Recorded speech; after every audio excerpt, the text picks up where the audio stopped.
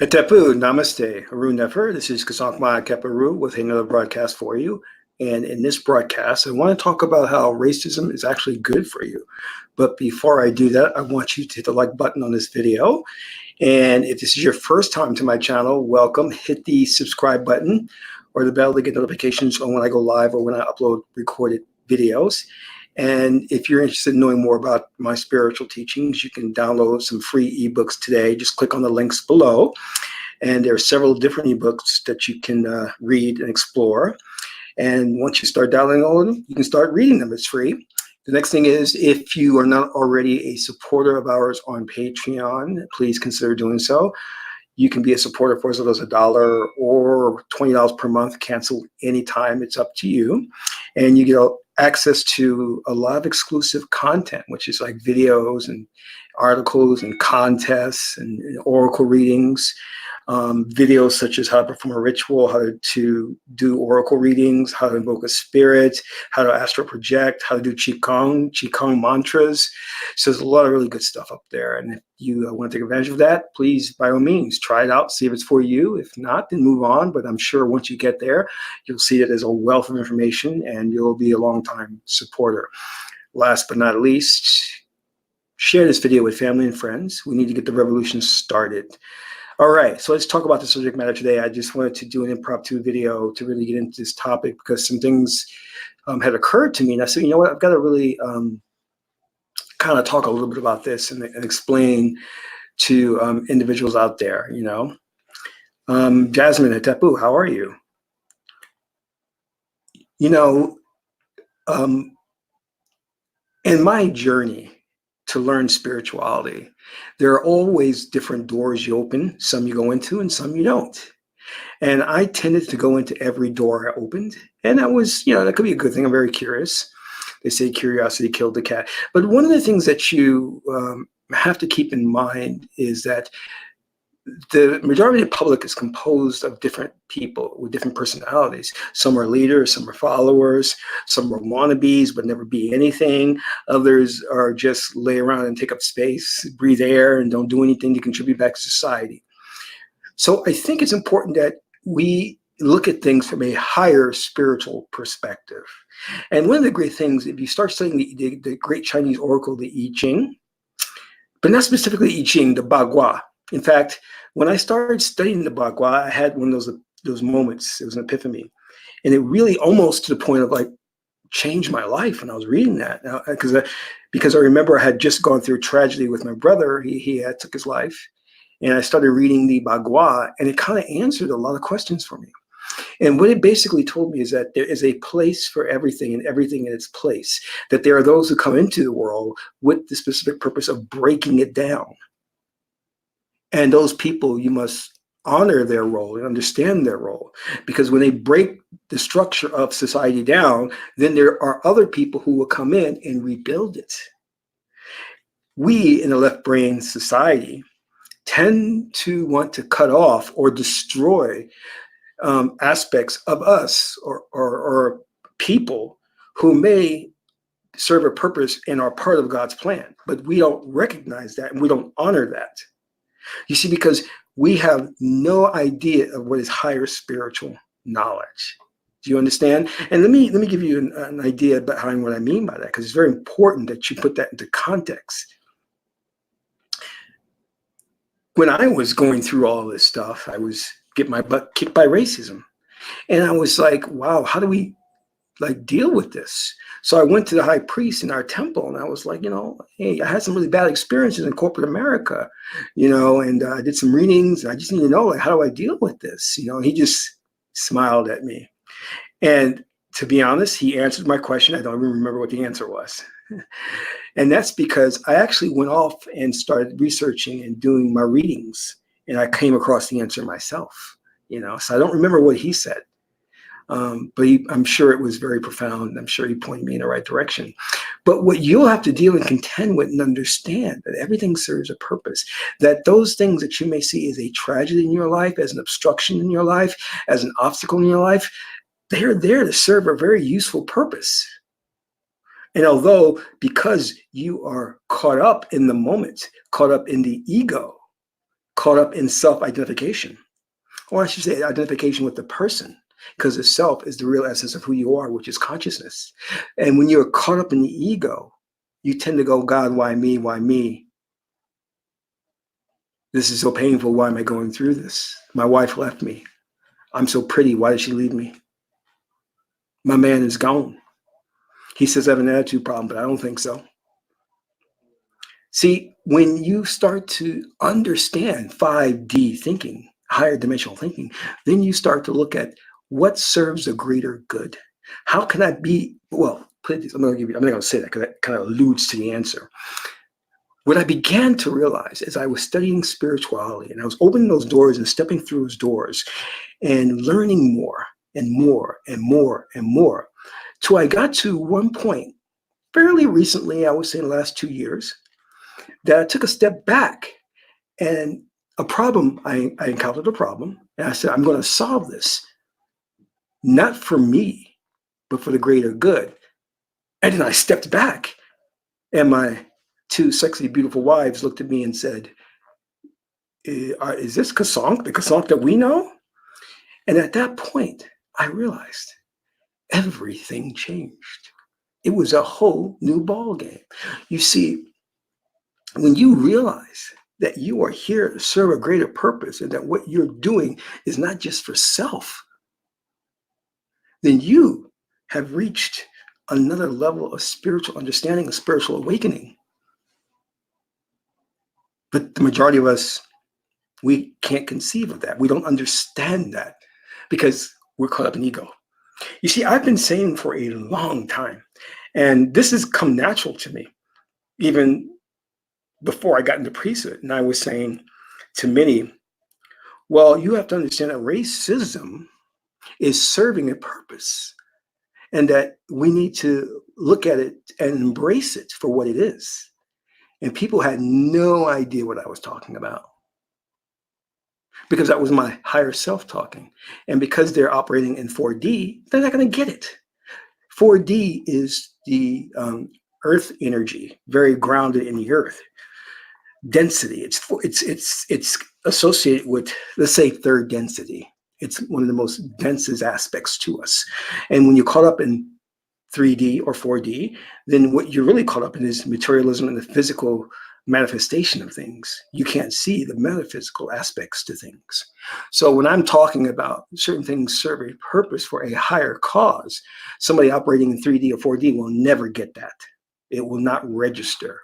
In fact, they'll think you're a kook, when in reality, they're the kook. They're the ones suffering from a mental illness. And I've said this time and time again, and I said, listen, if you're operating out of the left brain only, primarily, I shouldn't say only, because that's an impossibility. You use both hemispheres of the brain. But if you're operating out of the left hemisphere of the brain primarily, then you're a mentally ill individual. And modern psychology has not admitted the truth to the world because they know the truth is that the world is schizophrenic. When you operate primarily out of the left hemisphere of the brain, then there is a definite problem. And they don't want to admit it. And there's reasons why they don't want to admit it, because that alludes to racism. That alludes to, then it's actually a jump from one step to another, because you can logically conclude a lot of things once you admit the fact that operating primarily out of the left hemisphere of the brain is a mental illness. And when you declare it as a mental illness, then you take a leap and a jump logically to other things, like, for example, then it is the progenitor, the creator of sexism and racism. Sexism and racism then affects people who are primarily left brain, and the masses of people on this planet who are primarily left brain are white people. Oh, stop. Let's not go there. Let's not go there. So you see why modern psychology doesn't want to classify it as a mental illness or something's wrong with you, because then therefore it only just natural conclusions due to a string of logic that you would eventually come to the diagnosis of what is causing the problems in the world today, which many have already concluded. We already know what the problem of the world today is, you know. But you've got to look at it from the source. Many of them get it twisted and they attack it from the mythical hydra, cutting off one head and then it only grows another head. So they'll say is the problem of the world today is the white man. The white man, he's causing the racism and he's colonizing other countries and he's trying to impose his religion, his doctrine. Ooh, no. Let's get real. Let's take a page from our Chinese brothers and sisters, the ancient Chinese, the Nak people, Nak, N-A-K, when they made a stark difference, a differentiation of the root cause and the effect. The effect is that you see certain groups of white people committing atrocities and acts against God, which we may call racism, colonizing, murdering, genocide. But the root cause of that is not that they are inherently evil. No, they're not, because they are of God. God would not have created them if there was not a purpose for all things. The root cause of that is polarized in one hemisphere of the brain thinking, because you weren't meant to overtax that aspect of your thinking. You're using it too damn much and for the wrong reason.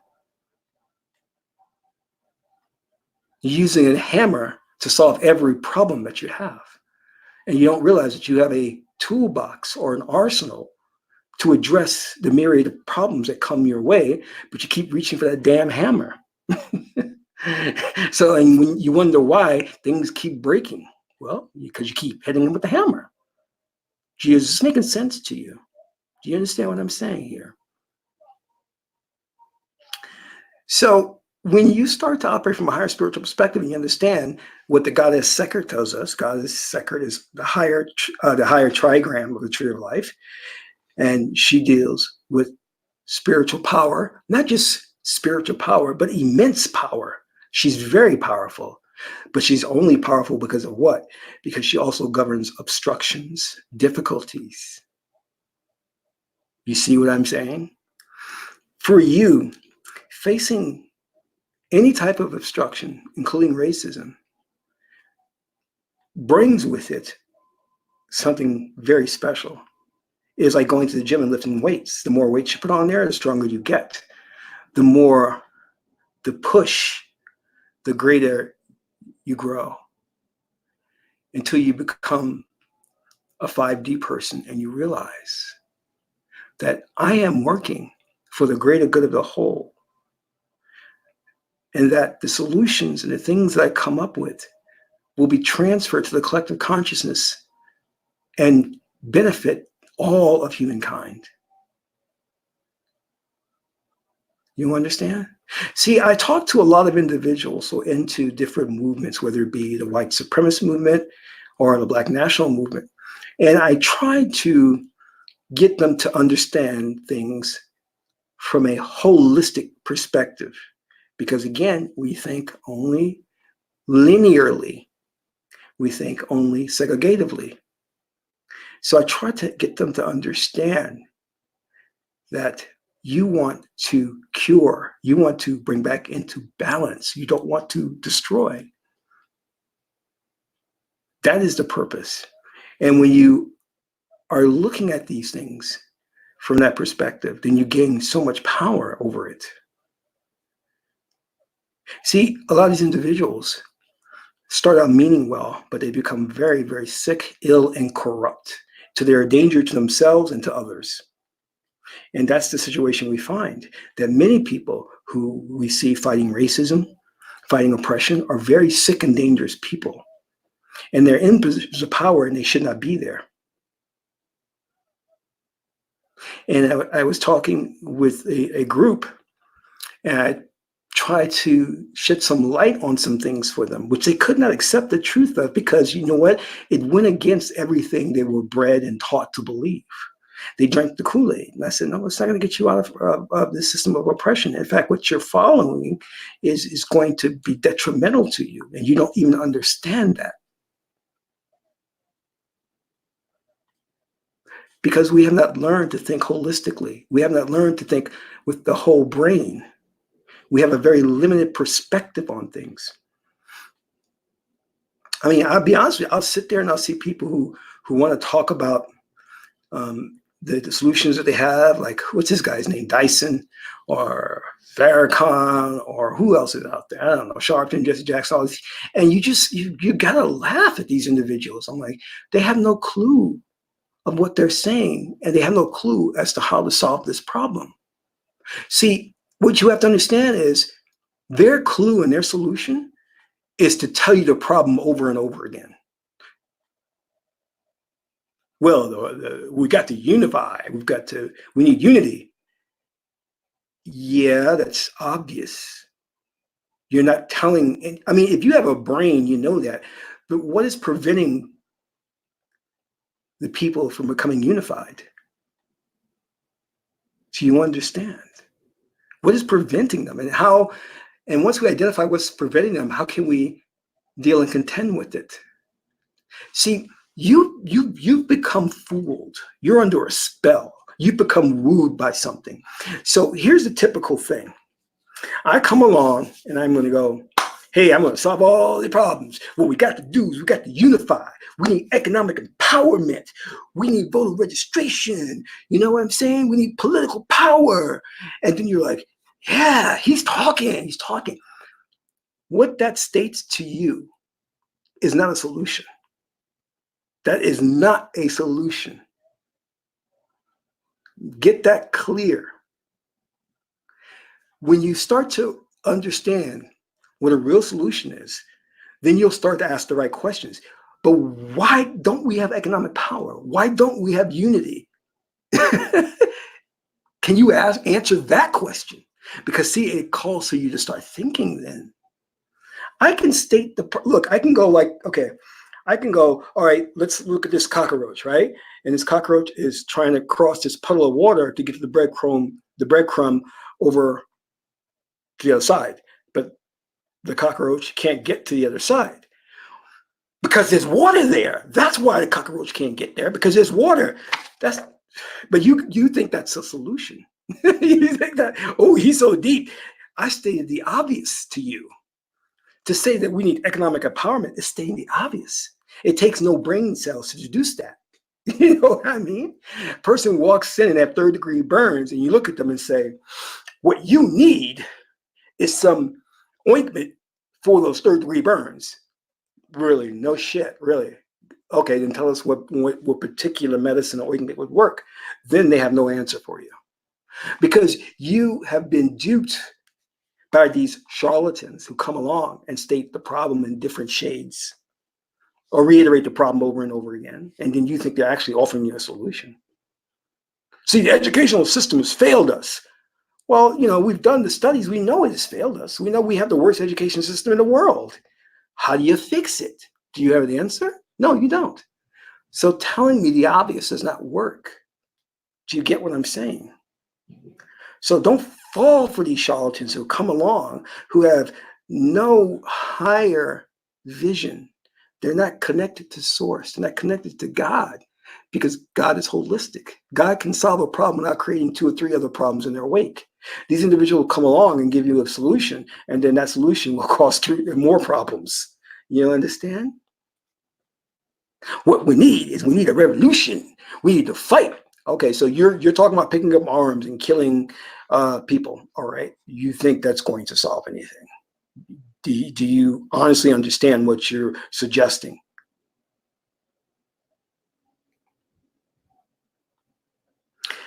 When you get into magic and you start understanding higher levels of magic, that's when you start tapping into God's intelligence, God's wisdom, God's power. Then it's a whole different ball game. And then you have access to other beings who will assist you in your plight. But you can't get there first unless you come to an agreement. That agreement is before you're incarnated in this planet. They ask you, listen, we got this problem called racism. You want to help out with that? And you're like, I'm a higher being. Yeah, I like to help out with that. Okay, we're going to incarnate you into this place called Earth. And it's going to be riddled with racism. But you're going to help find a solution for it. And you're like, okay, I agree to that. And then they say, well, don't come back with no stupid left brain solution. We need a whole brain solution where everybody lives harmoniously. And you're like, yeah, I can deal with that. So then you're born to parents who have gone through racism themselves. Maybe they were born in the South and gone through racism, and that will directly impact you because you made the agreement to deal with racism. But in dealing with racism, then the spirits come along and say, well, we're not going to let you face that alone. We're going to put, Shechem here for you, and then we're going to put Kasank here for you to guide you with wisdom. So you'll learn how to get out of your situations that you find yourself in due to racism. Because the spirit's not going to put you here and not give you some help and not give you some guidance. That'd be wrong to do that. They assist you. And many times we don't know it because we can't read the omens. We don't see the synchronicity that's leading us to the right place to gain the right wisdom. So we get these nincompoops who come along who call themselves nationalists, and the only thing they can tell you is who's the enemy. But when I come and I say, well, there's really no enemy because your consciousness, and all consciousness is one.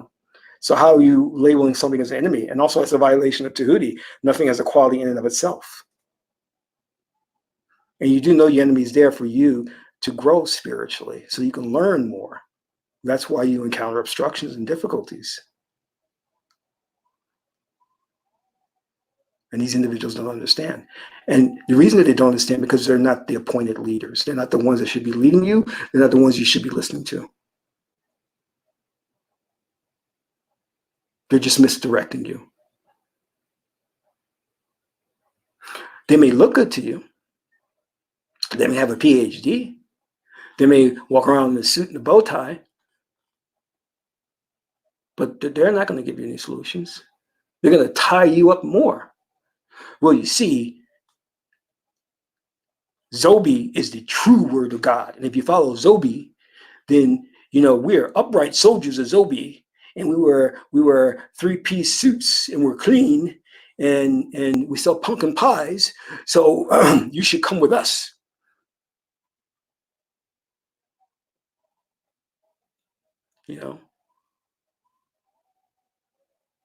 But none of them really have incorporated the ancient teachings of our ancestors. You see? And all they can do is offer you a left brain solution. And what's that solution? We got to kill the enemy. That's your solution, really. Kill the other half of us, because that's what you're proposing. See, the great story of a Sar and a Set, in that story of the mythology, was the secret of how to solve the problem of racism and how to solve the problems that we would be encountering today. And yes, our ancestors knew way back when that we were confronting this problem. And they codified it in the mythological story of a Sar and a Set. And in that battle, there were two primary things that were going on. Haru was battling against his lower self, the animal nature, and he was also battling to unite the left and the right hemisphere of the brain. That's what was going on. And when you want to break it down, that's all that was going on. But it was codified in symbology, in mythology, It doesn't take it doesn't take any deep knowledge to decodify it, if you want to call it. It's right in there. You can see it. It's very obvious what the story is alluding to. It doesn't take you getting on the pulpit and bringing out your Bible and marking it up and highlighting it and saying, I've found the secret psalm or the secret verse. It's not as complicated as that. And it's interesting that when I ask people, I say, well, how do you solve the problem of racism? They don't have an answer. I said, it's a very simple answer. It's a very simple answer. And the mere fact that you don't know the solution is very troubling. It's very troubling. It speaks to the intelligence of the planet and how far we have fallen. I met a client today, and she said, Kasank, we've liked the videos that you've shot. We want to hire you for 2020 to do 3 more videos. And I said, okay. I said, but we've never really kind of encapsulated what your product does. In fact, when I talk about your product, it's very convoluted and people can't get a clear picture of what it is. Now, I didn't tell her that I came up with an elevator pitch for her product, but I was like, well, can you give me your pitch? And she went off into something about, we want to be top of mind. We want to lay a foundation for our platform to be used by all. And I was like, that says nothing. That says nothing. And then I said to her, well, your product is an AI matching technology, that there's no other AI technology out there like it. And it's used for procurement. And then she says, wow, that's good. I said, well, I took that from your video that we made. I'm not inventing anything. I took that from your video. You should know that. And not that she didn't know it, but they were technology people. So they weren't marketing people. So that's not something they would come up with. And actually, we wrote the script. So, we would probably know those lines, those elevated pitches better than she would.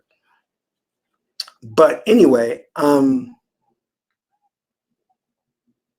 you as a magi, you as a magician, you've got to know answers to help people with their plight. And one of the biggest things that we're facing now is racism. And you've got to understand the answer. You've got to understand the solution. You've got to understand who are the ones that we can depend on and who are the ones that are misleading us. And if you don't, then go back to your studies. I remember one time I went to my priest and I said, should I get involved in this? There was actually this is during the time, I don't know if you guys remember, of Rudy Giuliani when he was mayor. So they were having this demonstration against him. So I was wondering if I should be a part of that demonstration. And I asked him, I said, do you think I should go to that demonstration and be part of it? And he looked at me, and what was his answer? Does any Magi's know what his answer would be? Which is very, very simple. It's not complicated what his answer would be. Who do we have in the chat room here? Come on, Magi's, give me what his answer was. Does anybody know what his answer was? It's a very simple answer. Oh, everybody's speechless now. Everybody's speechless. Well, I'll tell you what his answer was. It was simple. I said, should I be part of that political demonstration? And he said, ask God. Go to the oracle. Ask him. And if he says yes, then go. And I did. And he said no. He said, don't go. And lo and behold, the police showed up and there was a big brawl. It was a big thing that went on. And I was like, wow, I'm glad I didn't go. You know what I mean? So I want us to get an understanding that there are things that we see that may look challenging for us, that maybe we assign a label or definition to it that's not right. And I'm not downplaying racism. It's a horrible, horrible thing. But you also have to look at it from the point of view that it's going to challenge you and make you a better person. Look what it did to Malcolm X. He met that challenge and became a better person. I see too many of us, we talk about these problems, but we don't, number one, translate that into making us a better person, and number two, take action to put an end to it.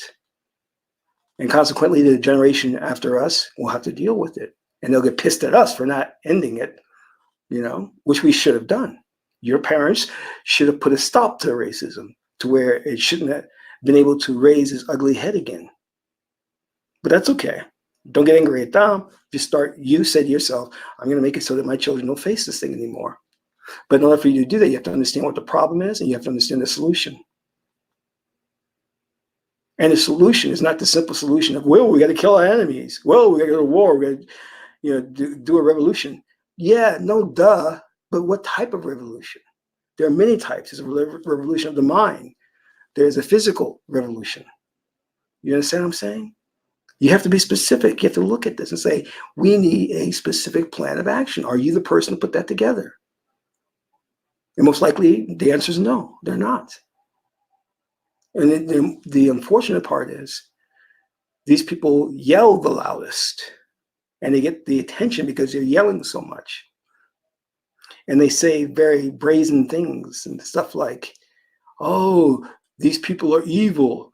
We need to do away with these people. And the media picks up on that, broadcast that, and now not only does it vilify you, but it gives you a lot of exposure. And that's what these individuals want. They want exposure because, see, it's all about their ego and not really about an altruistic cause, and not a cause that's going to benefit us. Because when you get to that level of understanding that you're doing this for the benefit of the whole, and what I mean by the whole is for all people, not just one race, one group, one gender. I mean, all people. That's what you're doing it for. Because we know that right brain thinking can solve problems that don't have a one-to-one relationship. In other words, somebody tells you to solve a problem, you start at A and then you go to B or C, let's say it that way. That isn't necessarily true. There are indirect routes and paths to solving problems. And the right brain is nonlinear. So you can take a nonlinear approach to solving a problem. Just as though I tell people, listen, if you're having a problem with your mate, you don't have to sit down and talk or go to therapy. You sit down and meditate and see her and you living harmoniously. That's an indirect approach. That's not based on the traditional Cartesian logic. I know it confounds you because you're left brain. I know you can't. You say, wait a minute. You mean don't talk to her? Don't confront her, but just sit and meditate and that will solve the problem? Yes. You've heard me talk about the Maharishi effect, how you can end violence, war, racism on the planet. The studies have been done. We know how to do it, but this is not something that everybody's going to want to accept because it's easier to say, wipe these people out, get rid of them, they're the problem. And the media does it on purpose. The media creates the friction. The media creates the racism. They're the ones behind it because you see the ruling elite, they can't rule unless the people are divided. If the people were united, they'd be in trouble. So they have to keep you divided. So it behooves them to pump out messages and all types of films and media that foster and promote racism. They have to do that. And in the same way, not only do they put that out through Hollywood, through news outlets, through the universities, they pump that out through frequency, vibrations, sounds that you can't hear that are at higher frequencies, but they still come into the mind. And they directly affect the left brain, making you more left brain, which is what they want.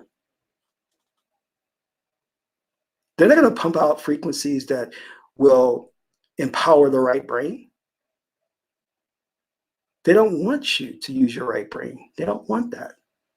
Because then you'll start solving problems like crazy. At the root, you'll get to the root of the problem, the source, and you'll start solving it. There's a really great film. It's with John Travolta. It's an old film. It's called Phenomena, I think it is. And in the film, it's kind of a little slow, but watch it. He plays a regular Joe who witnesses a meteor. And the meteor has this effect of a blinding light, and it kind of messes his mind up when he sees it, right? And he starts doing really weird things. And this is what he starts doing. He starts going around town solving everybody's problem, helping people. And they diagnose him saying that, hey, listen, whatever you saw, whatever happened, it's activated the right brain to where the right and the left brain are working together. That's how you're able to come up with these solutions like this. But it also is causing you to have a tumor. And if we don't pull that tumor out, you're going to die. So he has to face a decision. this gift he has, which he can just solve problems, like very problems that don't create other problems in their wake. He can keep that gift, but he's going to die eventually. Or he can remove the tumor and lose the gift. So you watch the film and you'll see. But what's important thing what that film is saying to you is that there is a solution to things that mankind, or I should say humankind, makes it seem like we'll never solve that. How do we live together with the people in the Middle East? Well, stop bombing them. they overcomplicate things. They make it seem like this is difficult. You know what I'm saying? But when you're operating at a higher frequency, a higher wavelength, the solution comes easy to you. So when someone wants to know my elevator pitch and they say, Kasak, how do we fight racism? Well, we have to change the frequency that's being pumped out from the left brain to the right brain. We have to merge the left and the right brain. When people operate from that frequency, then they will not have a tendency to lead toward prejudice. They will not be inclined to be racist, to be sexist, to be greedy, to operate primarily out of the ego. That's your solution. Well, Kasank, are you saying we don't need tolerance? No, you don't tolerance? No. You're not going to get people to be tolerant. That's not going to happen. Because the ruling elite is putting out an energy vibration, a frequency that is enhancing the left brain. I can preach to you about tolerance, but it's not going to register. You're not going to operate from that perspective until that frequency is dialed down, and then we dial up the frequency of the right brain so that both of those two can work together. Then people will no way, shape, or form start to conceive of the idea of racism or sexism. It won't enter their spheres of awareness. They won't think about that.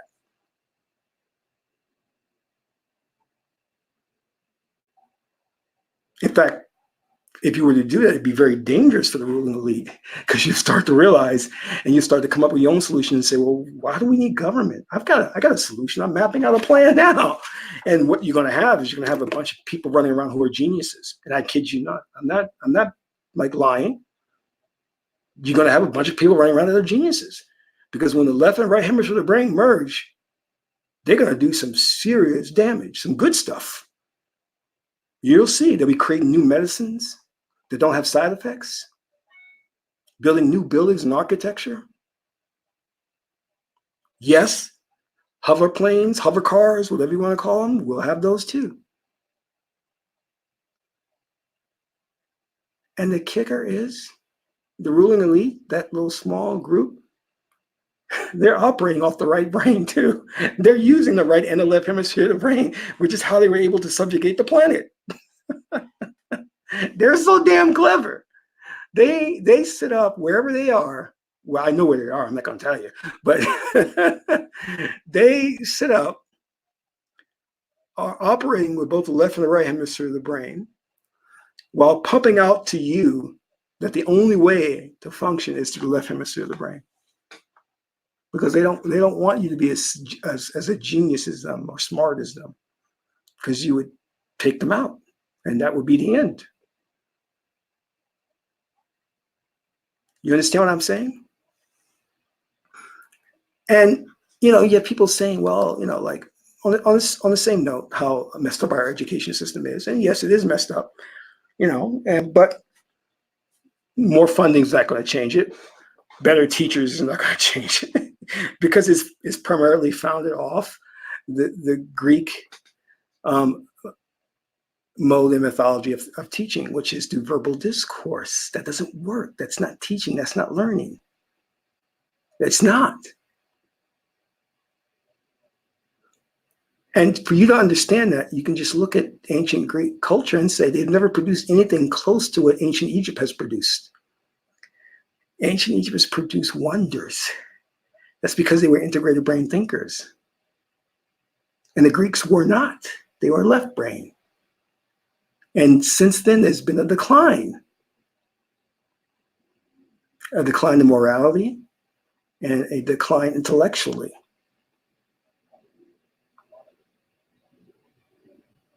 But you see, it's all about a superficial way of dealing with something. Put a Band-Aid on it. Put more teachers there. Give more funding. Put out TV commercials that talk about tolerance. Okay, go ahead. That's not going to change them. It's not. But it's not meant to change anything. That's not what the ruling elite want. They don't want change. They don't want to really heal the planet. They need to keep this thing going the way it is now, because they got plans. And we are slowly but surely helping them with their plans. We have become willing agents. And I don't use the term unwilling. No, we're willing because we know what we're doing is wrong, but we're still doing it. When you talk about, well, you know what, we got to do a revolution, we got to take these people out, do a coup d'etat, and no, that's wrong. You know that's wrong. That's not going to solve the problem. Might does not make right.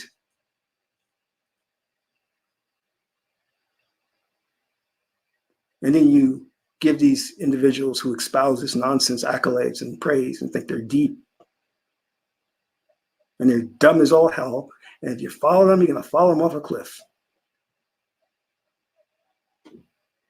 That's the one thing I really like about ancient Chinese culture, because they always look at two things. Number one, the root cause and how solving a problem, how to do it that would be harmonious to the ecology.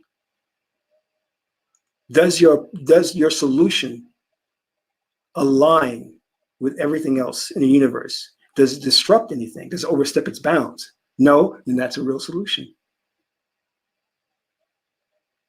But we tend to come up with these solutions that we call solutions, and we play this game. Well, let's take the resources from these individuals and give it to this individual. Well, if you take it from these individuals and give it to these individuals, then these individuals will go upset. They'll declare war on these individuals, and it's just going to be a never-ending thing. That doesn't solve the problem. So I hope this message here today makes sense. And I just want to get you guys to really start to understand that as being magicians, it's not just about reading, being informed about things. It's rewiring the structure of your brain to align with the will of Source, of God, so that you can be of assistance to the whole. And not play this partisan game where you're taking sides. Oh, you're solving one problem and creating 3 or more other problems. You know, you don't want that.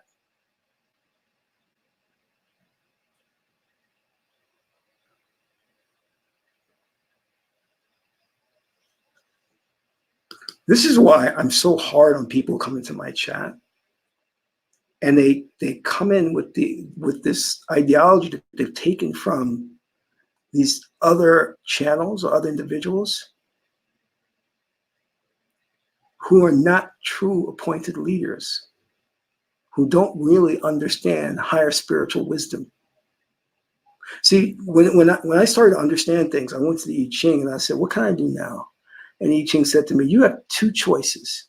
You can go into the mountains and study to your heart's content till you die and reach a high level of spiritual understanding. Or you can go into society and make a change. And I said, oh, okay. And the oracle said, God will back you either way, whichever one you choose. It's up to you. I said, wow, interesting. And that's probably going to be the same for you out there. But I caution you to be careful, because these individuals who are claiming to be knowledgeable, who are claiming to have some spiritual wisdom, are just mimicking this Western mode of education, meaning they regurgitate information. That's all they're doing. And you listen to them and they use the big words and the good orators, and you think, they really know the problem. They know how to get us out of this problem. No, they don't. No, they don't. They are wooing you with words, and they're just reiterating the problem. But they don't have a solution. Put them to the test. Ask them, how do you solve the crisis that's affecting this planet of racism? Ask them. Well, you've got to recognize that we are the original man and that you are the original woman, and that, they need to respect us because we were here first and we will be here last. Save that bullshit. Save that bullshit. That's just ego boasting. And that's not true. Oh, what a shock. It hurts them when you tell them it is not true.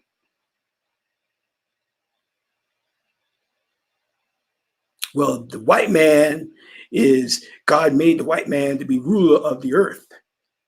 So therefore, according to the Bible, which he's probably right, we have the right to subjugate all other races. Yeah, but the Bible was written by man. It was written by psychos like you. That's not going to solve the problem. That's not going to solve the problem. See, the education system doesn't teach you how to think. It just teaches you how to. It just teaches you how to wordsmith things. You understand? It says, go home, study this, come back and put it in your own words. And if you can put it in your own words eloquently enough, you get an A and you pass. It doesn't teach you how to think.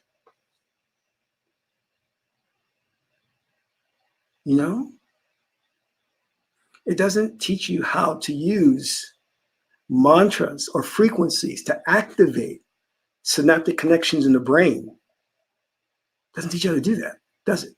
Because that's what you're supposed to be doing. That's what real learning is about. That's why our cultures were big on frequency, big on sound, because we knew that sound activates certain genii or geniuses in the brain, and it awakens those faculties. And we focused on that. We didn't focus on test taking. That's easy. Multiple choice, that's easy. Can I have a PhD now? I'm a learned person. That's not how it works, man. This is why our sages of antiquity, the sages, we could go to them and get real solutions to problems. This is why they were highly, highly respected, because they did the work. They taught us how to think. They were in contact with Source, God, and the Akashic records. And the Akashic records, you cannot access unless you have certain mantras or words of power. And then those gates will open and it will download the information you need. Books are nothing. Books are nothing. They're great to inform you. They're great as a start. But the true sages connected with the Akashic records and brought down the wisdom to help humanity go to the next level of evolution. So I want to thank you all for tuning in. And let me see if anybody has any questions for me here.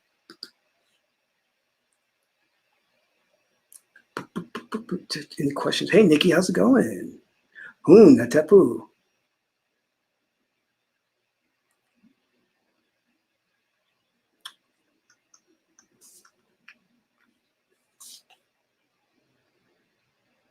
Hey, Bob. Hatepu, how you doing?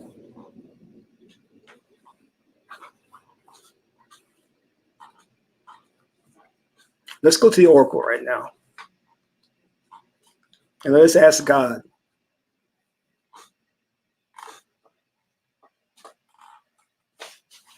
How might we solve this problem of racism here? Well, I think we've asked that question before, didn't we?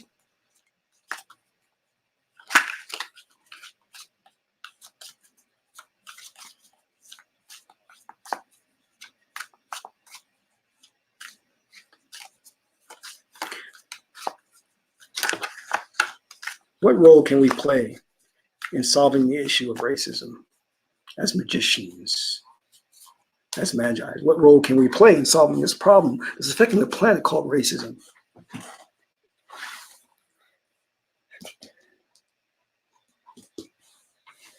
And what does God say?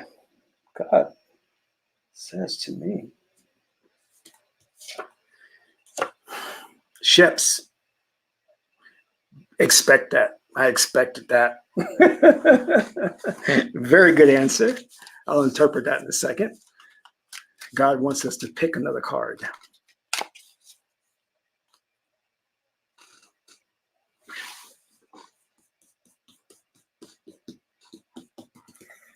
What does God have to say? God has to say, perfect answer. Perfect answer. All righty. Let's interpret. Our first card is Shep. Shepsu. Honored ancestor, sages, heritage, culture. Our culture, our heritage. The ancestors in the inner planes, the sages in the inner planes. Aset. She's nurturing Haru. In the story of Asara Set, it was her devotion to Aser, to finding the pieces and putting the pieces back together again, to uniting, to bringing everything to whole, nurturing her son, Haru, Horus, so that he could fight Set and become victorious and assume the throne of Kemet. Devotion is what she's about. Devotion to our culture, our ancestors, a way of life that they had intended for us. We must be as devoted and strong as Isis, as Osset, to our culture, to our heritage, to listen to the sages, going back and resurrecting the knowledge and wisdom of our heritage, of our culture. And that's the only way we can fight this thing. Beautiful answer, beautiful answer. And this is why the sages gave us the oracles, so that we can go to God for an answer, because God looks at the whole. God is working for all people to make us unite and become harmonious. Okay? So again, Dwaug, Neter, Nebecher, perfect answer. This is Kasak Keperu, son of Ma'at and Tahuti. My aunt is a beautiful goddess, Heteru, Hathor. Till the next video, Amun Ra.